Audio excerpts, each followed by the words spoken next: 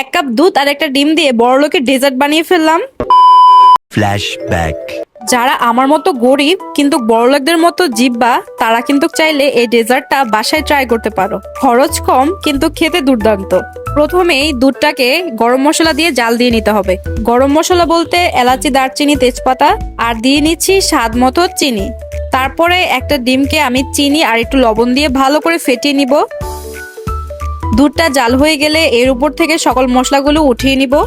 এখন হচ্ছে মেন কাজ। এই চুলায় থাকা অবস্থায় দুধটার মধ্যে আমরা ডিমটাকে ভালো করে মিক্স করে নিব। একটু খেয়াল করলে আপনারা বুঝতে পারবেন আমি ডিমের সাথে কিভাবে দুধটা মিক্স করছি।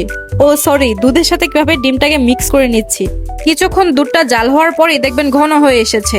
তখনই আপনাদের বুঝে নিতে হবে আমাদের রান্না প্রায় হয়ে এসেছে। কারেন্ট চলে যাওয়ার কারণে তোমাদের সাথে ফিনিশিংটা শেয়ার করতে পারিনি। এটা হচ্ছে ডেজার্টের ফাইনাল লুক।